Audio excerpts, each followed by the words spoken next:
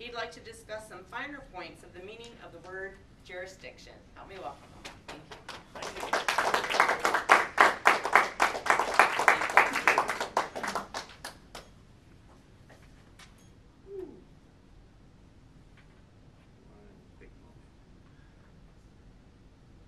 I'm Toastmaster, members and honored guests. I'd like to have a short speech to inform you about the 3 different kinds of jurisdiction. And I'd like to start with a story. It was a dark and stormy night. Well, actually it wasn't night. It wasn't stormy, but it was a little bit dark. And I had gone out to a parking lot, which I've been to many times, in a place called Green Acres Mall, and was parking in a parking lot behind Red Lobster. And if you know anything about New York City, getting a parking spot is pretty challenging. So I felt very lucky that I was able to pull up. It's like, I can't believe I found a parking spot. There's a car there, and there's an empty space right behind this guy. So I pulled up right in it, went in, had my dinner. When it came out, I found a ticket. I'm like, how in the world can I get a ticket in a parking lot in a shopping mall where I've been here, you know, so many times over the last 20 years? And I look at the ticket and it's like, well, there's the section of the law, there's the code, and there's the fine, $40. It's like, I didn't spend $40 in Red Lobster. Doubles the cost of my meal. So I'm thinking, it's like, this just doesn't make sense. I mean, I'm like, should I give this ticket any credence? But it's there. So the more I thought about it, so I have to do a little bit of research on this. So I actually went and I Googled Green Acres Shopping Mall. Is it possible somehow that when they built this mall, maybe the city leased this land to them, and somehow the parking lot was still part of the little village of thing, and they kept jurisdiction over it? I couldn't find anything. I did find out that Green Acres Shopping Mall was originally an aircraft factory, and there was actually a what do you call it, a runway there. I think that's interesting. Who knew that? So finally I decided to go down to the courthouse, and you know, I have the thing here, there is a section of law, here's the code. Went down there, and it was just like the movies. It's like, okay, where is it? Okay, go there, okay, go there. Finally you get into this little room, and they have all these books. Pull out the books, go all the way down. It's like, yep, there it is. You shall not park, you shall not park, blah, blah, blah, blah. And then it said there's an addendum to this law that actually has the boundaries of the village. And you know, just like if you have a deed, it says beginning at such and such a point, going north by 3 miles, and then going southwest by so-and-so, and then down there.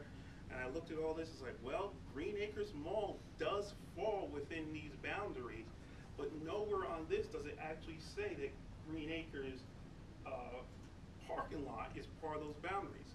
It also listed specifically, because it listed the public streets, it also listed specific municipal parking lots, because these are places where if you need to park and there's no space on the street, you can pull into these municipal parking lots.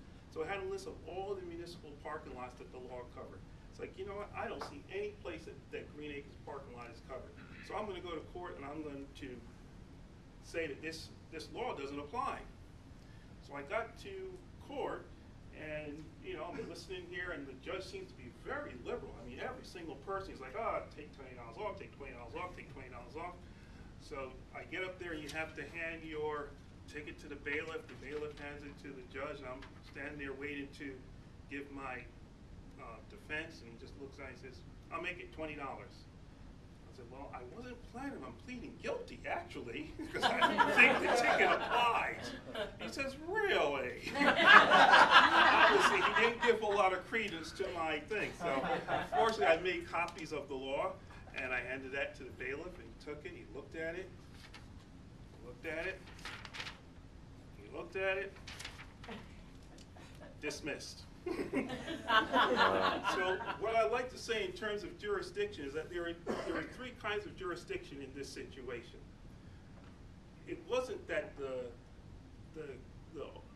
cop didn't have the jurisdiction. That's 3 R's, isn't it? Don't count that one. It wasn't that the cop didn't have jurisdiction to issue the ticket, which he didn't.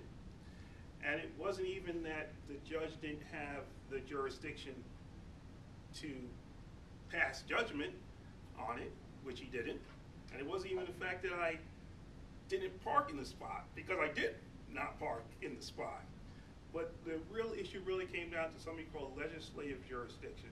And legislative jurisdiction really means is that the village of Valley Stream didn't even have the authority to write the laws in that spot.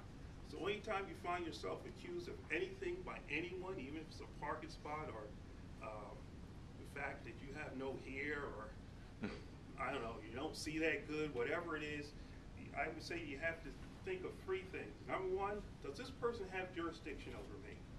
Number two, do they have jurisdiction over this area of my life? And number three, do they have any jurisdiction over the subject matter? And when you are accused and you start thinking those things, a lot of times you don't even have to enter into a debate with them as to the, you don't have to adjudicate the case with people. Because if they have no jurisdiction, you could just dismiss them. Thank you very much.